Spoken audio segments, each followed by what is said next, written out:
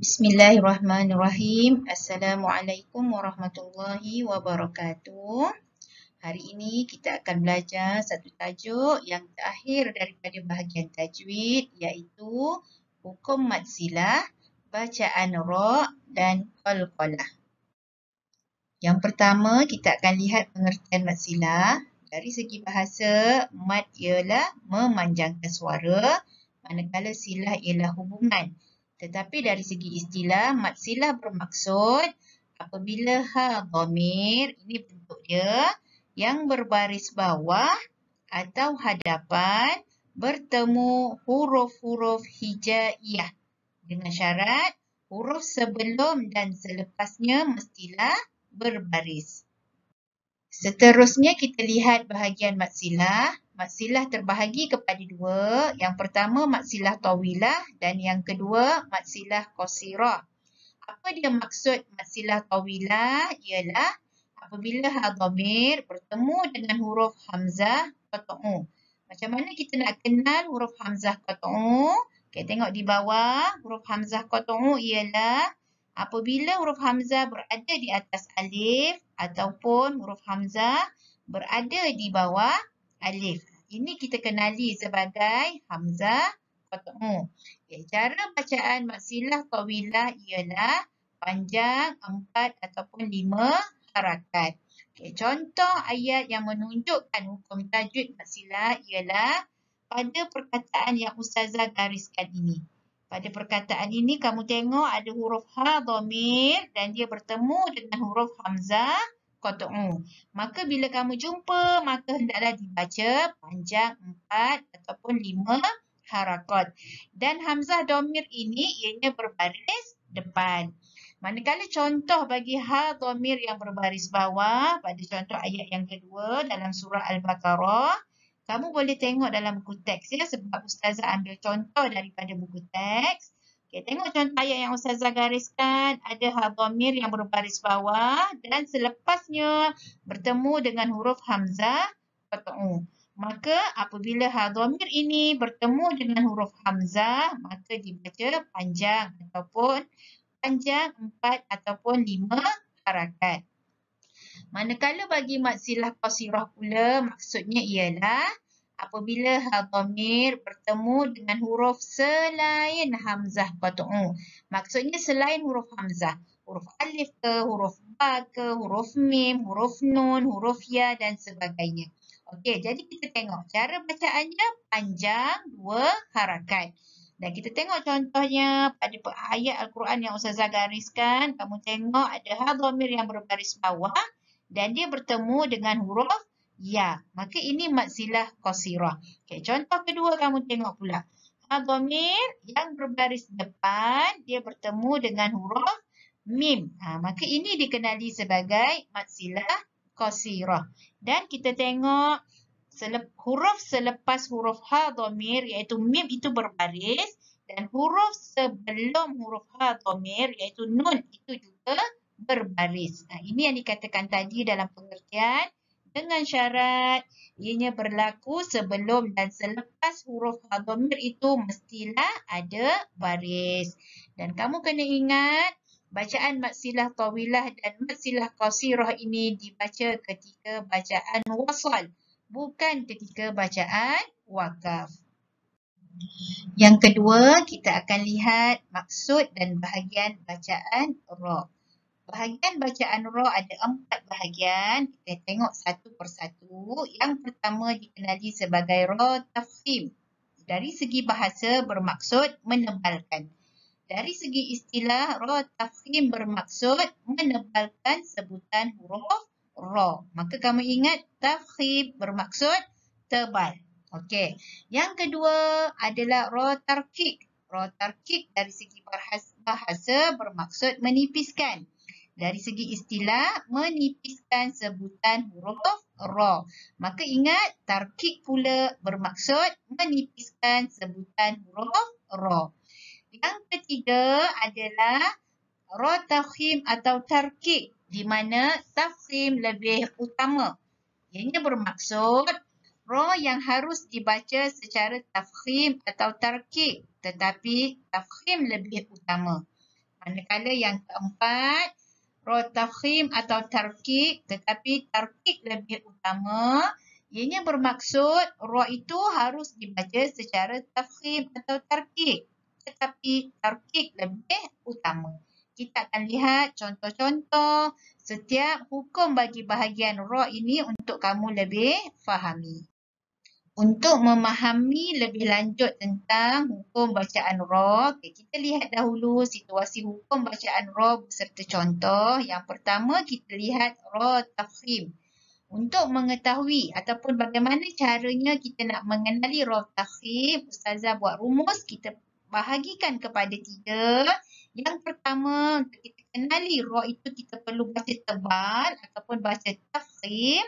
Kita lihat ra itu adalah baris atas dan juga baris depan. Okay, contohnya, A'udzubillahi minasyaitonirrajim. Liyunzira ba'san syadida. Maka ra yang Ustazah merahkan itu kamu kena baca tebal. Okay, yang kedua, takhruju min afwahihim. Ra yang dimerahkan itu baris depan, kamu kena baca tebal. Okay, jadi ayat ini kamu boleh tengok dalam buku teks. Yang kedua adalah ra yang ada tanda mati ataupun kita panggil ra sakinah. Ini ada banyak bahagian, kita akan tengok pada slide yang seterusnya. Dan yang ketiga, cara kita nak mengenali ra tafkhim adalah dengan melihat ra sakinah kerana wakaf. Maksudnya, apabila kita wakaf, kita terpaksa membaca ra itu dalam bentuk sukun, dalam bentuk mati. Nanti kita akan lihat contoh tersebut. Sekarang Ustazah nak terangkan tentang ra tafkhim ataupun menebalkan sebutan ra bagi bahagian ra sakinah. Ini terbahagi kepada 4. Yang pertama, ra sakinah yang huruf sebelumnya berbaris atas atau hadapan. Kita lihat contohnya. Okay, ra ini adalah tanda ra yang bertanda mati dan huruf sebelumnya adalah berbaris atas. Okay, contoh kedua kita lihat. Ra ini adalah bertanda mati dan huruf sebelumnya berbaris depan. Maka kita perlu baca tebal. Ini Ustazah buat rumusan dalam bentuk gambar aja. Ra mati sebelumnya, huruf sebelumnya baris atas ataupun berbaris depan. Okay, bahagian yang kedua pula ialah ra sakinah sebelumnya hamzah wasal. Sebelum Ustazah terangkan contoh, Ustazah nak sebut dahulu apakah dia hamzah wasal. Hamzah wasal ni kalau kamu nak kenal dalam Al-Quran, ianya adalah huruf alif dan di atas huruf alif itu ada kepala huruf sad. Huruf sad separuh. Itu kita panggil hamzah wasal. Okay, jadi dalam contoh ini kita lihat ra ini bertanda mati dan sebelumnya adalah huruf hamzah wasal. Maka bacaan ini kita kena baca tebal. Contohnya a'udzubillahi minasyaitonirrajim. Irji'i. Kena bunyi tebal. Irji'i. Kalau nipis kita akan bunyi irji'i. Jadi kamu kena baca tebal. Okay, yang ketiga, ra sakinah sebelumnya huruf berbaris bawah tetapi dalam 2 kalimah. Okay, kita lihat di sini. Ami ni satu kalimah. Ta'ir tabu ni adalah kalimah yang kedua.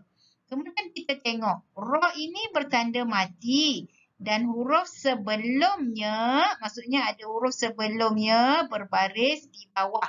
Tetapi dalam 2 kalimah. Maksudnya huruf ra tanda mati, kemudian ada huruf lain, kemudian ada huruf yang baris bawah. Maka ini kita kena baca tebal. Contohnya, a'udzubillahi minasyaitonirrajim. Amirtabu. Amirtabu. Kalau nipis, kamu akan baca amirtabu. Nampak tak beza untuk menyebut huruf ra tersebut?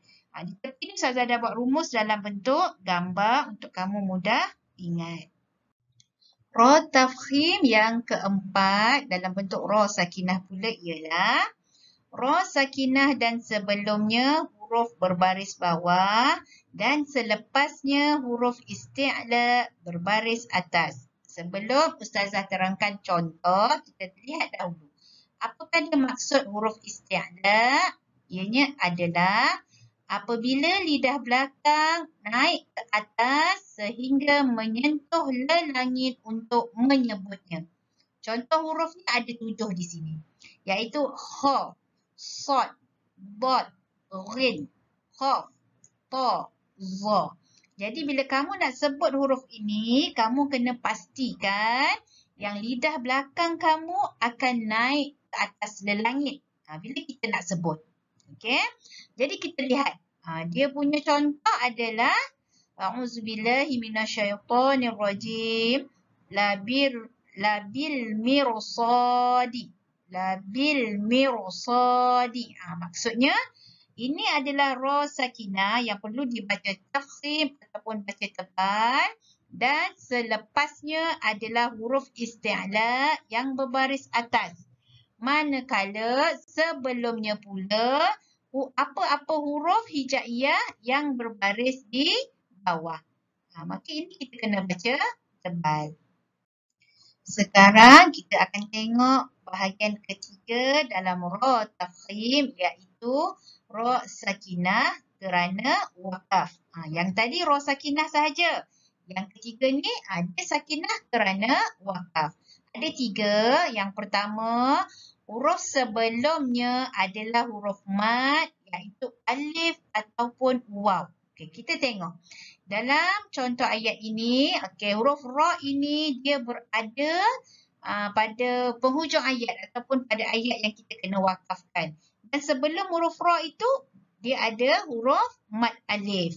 Okey, maka kita kena baca tebal. Okey, contohnya a'udzubillahi minasyaitonirrajim. Uqbaddar.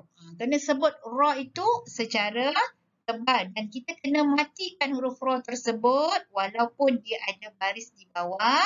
Sebab apa kita kena matikan? Sebab dia berada pada kedudukan ayat yang di hujung yang perlu kita wakafkan.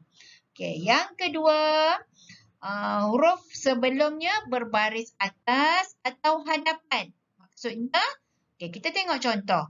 Ini huruf ra dan pada penghujung ayat ataupun pada kedudukan wakaf. Kemudian kita tengok huruf sebelumnya. Huruf sebelumnya baris atas ataupun baris depan. Contoh kita nak baca. A'udzubillahi minasyaitonirrajim. Al-azab al-akbar. Kita kena sebut ra tu tebal dan kita matikan dia. Kerana apa kita matikan? Kerana wakaf. Contoh yang kedua. Tughnin nuzur. Nampak tak? Kita kena sebut tebal. Jangan kamu baca nipis. Tughnin nuzur. Nampak nipis. So, kena bezakan. Di tepi ni sama. Ustazah dah buat rumus dalam bentuk gambar untuk kamu mudah ingat. Contohnya di sini Ustazah buatkan contoh. Ra mati, lepas tu ada tanda wakaf tam. Lepas tu ada sebelumnya huruf yang berbaris atas ataupun huruf yang berbaris depan. Ataupun ra itu sukun kerana wakaf. Sebelumnya adalah huruf mad alif ataupun huruf mad waw. Ra sakinah yang ketiga pula ialah huruf sebelumnya sukun. Dan sebelum huruf sukun tersebut, ianya mestilah berbaris atas ataupun hadapan. Kita tengok contoh. Huruf ra ini. Sebelumnya adalah huruf yang bertanda sukun. Dan sebelum huruf bertanda sukun tu, huruf tu baris atas. Maka kita kena baca tebal. Contohnya, Lailatul Qadr. Kena sebut ra tu tebal. Contoh yang kedua, di mana huruf sebelum sukun itu baris depan. Contoh nak baca, Sabbarin Syakur. Jadi kita kena bunyikan ra itu dalam bentuk tebal. Bagaimana gambar rajah yang Ustazah buat? Ra sukun kerana wakaf. Sebelumnya ada huruf lain. Yang tanda tambah ni huruf lain yang bertanda sukun. Kemudian sebelum huruf lain bertanda sukun itu ada pula huruf yang berbaris atas ataupun huruf berbaris depan. Sekarang kita akan lihat pula situasi hukum bacaan ra dan contoh ra tarkib. Ingat balik, ra tarkik ialah menyebut huruf ra dengan nipis. Okay, Ustazah bahagikan kepada 5. Cara untuk kita kenal ra tarkik ni ada 5. Okay, yang pertama, kita tengok ra itu berbaris bawah. Bila ra berbaris bawah, kita baca nipis. Okay, contoh ayat yang kita baca. A'udzubillahi minasyaitonirrajim. Balaghta risalatahu. Balaghta risalatahu. Dengar Ustazah sebut ra tu nipis sahaja. Ataupun contoh yang kedua, samarihi. Samarihi. Jadi ra tu kita sebut nipis. Yang kedua, ra tarkik adalah ra yang bertasydid dan dia berbaris bawah. Okey, contohnya syarri hasidin. Min syarri hasidin. Jadi kita sebut nipis. Okay, yang ketiga adalah ra sakinah juga. Yang ini saya akan tunjukkan pada slide yang akan datang. Dan yang keempat, ra sakinah juga kerana wakaf. Dan saya akan tunjukkan pada slide yang pada next slide. Dan yang kelima adalah ra yang dibaca imalah. Imalah ni maksudnya kita baca macam sengit sikit huruf ra itu. Contohnya pada ayat majreha. Majreha. Kita baca nipis pada ra tersebut. Sekarang kita tengok situasi dan contoh ra sakinah pada ra tarkik. Okay, dia ada 2 sahaja. Yang pertama, sebelum huruf ra sakinah itu mestilah huruf yang berbaris bawah. Dan selepas ra sakinah itu bukan huruf isti'la dalam satu kalimah. Okay, tengok contoh. Okay, ini ra yang sakinah, huruf sebelumnya baris bawah. Dan selepas ra itu bukan huruf isti'la. Ingat balik apa dia huruf isti'la? Ada 7. Okay, jadi ini kita baca tarkik ataupun baca nipis. Contohnya, fi miryah. Fi miryah. Kita sebut nipis.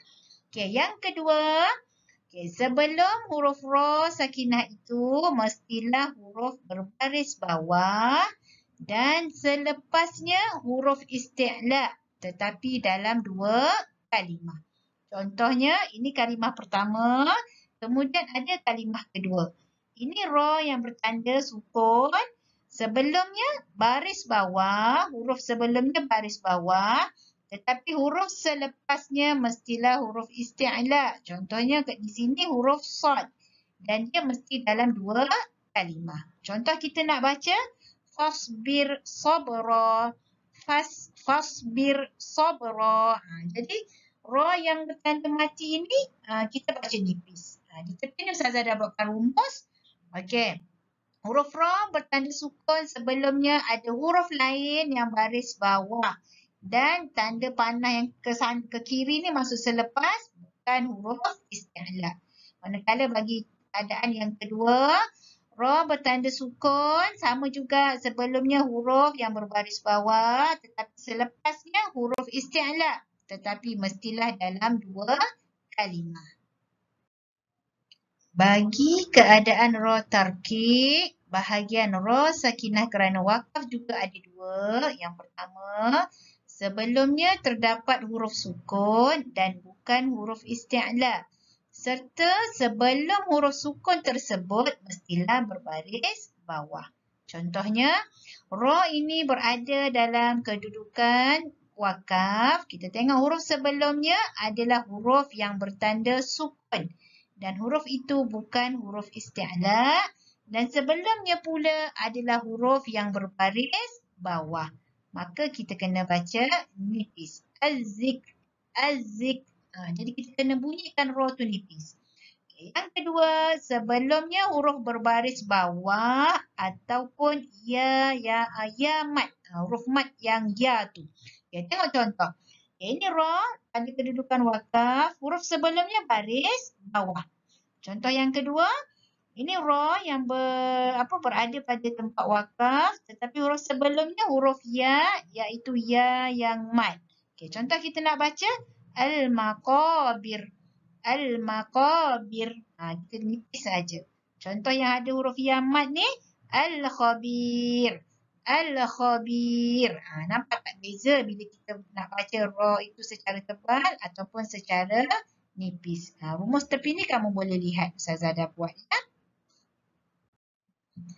Seterusnya kita akan bincangkan tentang ra tafkhim lebih utama. Okey, dia ada dua keadaan. Yang pertama, ra sakinah kerana wakaf asalnya berbaris atas, tetapi sebelum ra tersebut ada huruf isti'la.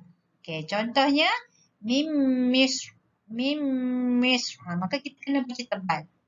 Kerana ra ini bukan berada pada tempat wakaf, tetapi kita baca tak cukup nafas kita wakaf kat situ. Maka kita kena baca tebal. Okey, jadi ra yang ada baris ni jadi sakinah lah sebab kita wakafkan bacaan tersebut. Okey, contoh yang kedua, okey, bimis. Jadi kena sebut ra itu tebal kerana sebelum huruf ra itu ada huruf isti'la. Okey, yang kedua, ra sakinah kerana wakaf. Asalnya berbaris bawah dan sebelumnya huruf isti'la. Contohnya, okey, ini huruf ra sakinah, dia berada pada tempat wakaf dan dia berbaris bawah. Dia berbaris bawah, tetapi huruf sebelumnya ada huruf isti'la. Maka ra yang berbaris bawah ini kita wakafkan dia. Kita jadikan dia sukun. Okey, cara nak baca ainal laqit. Jadi kena bunyikan ra itu tebal. Contoh bagi ra tarkib lebih utama pula ada dua juga. Yang pertama, ra sakinah dan sebelumnya huruf berbaris bawah serta selepasnya huruf isti'la dan juga huruf isti'la itu berbaris bawah. Okey, contohnya kita lihat. Okey, ra ini ra sakinah.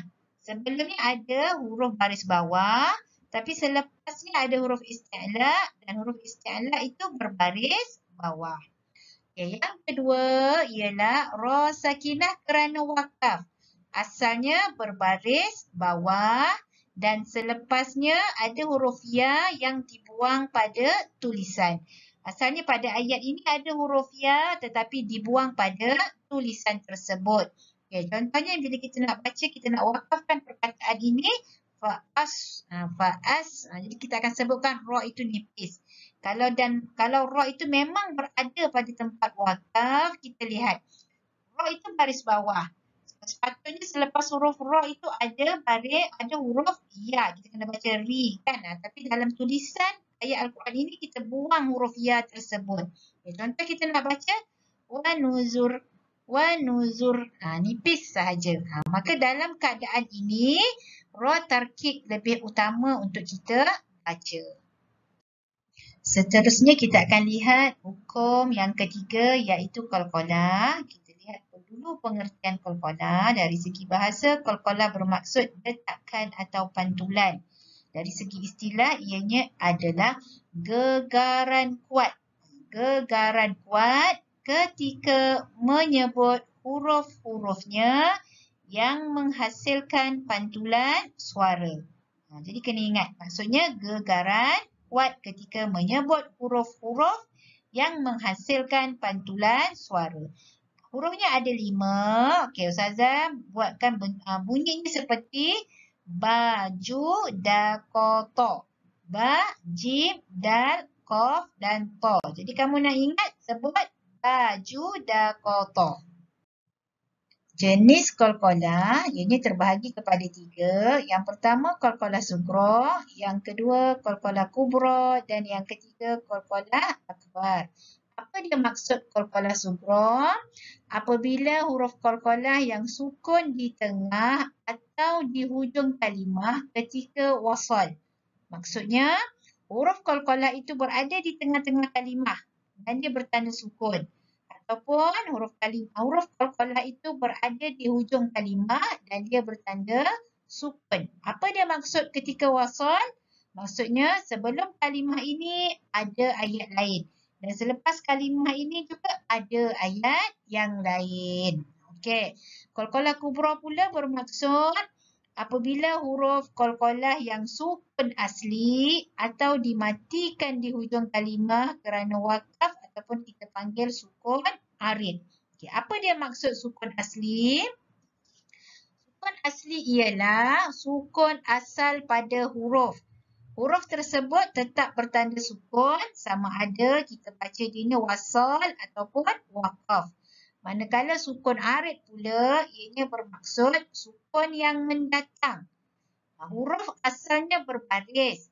Ia berbaris mati kerana kita berhentikan bacaannya atau kita wakafkan bacaannya.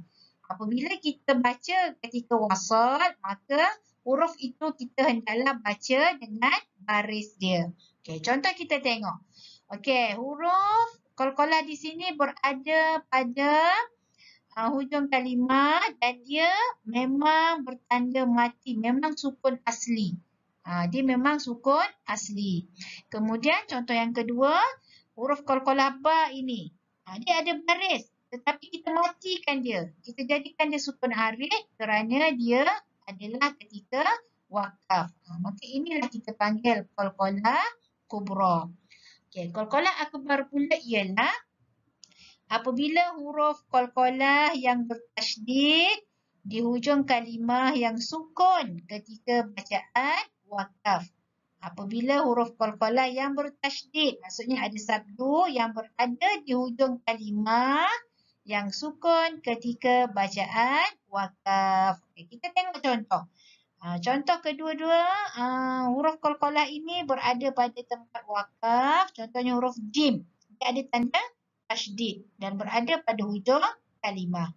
Dan yang kedua contohnya huruf ba. Dia ada tanda tasydid dan kita baca dalam keadaan sukun kerana kita baca ketika wakaf. Ini adalah contoh bagi qalqalah akbar. Okay, sampai di sini penerangan Ustazah. Ustazah harap para pelajar diberi kefahaman dan jika tak faham, kita boleh bincangkan di dalam kelas semasa Google Meet nanti. Assalamualaikum warahmatullahi wabarakatuh.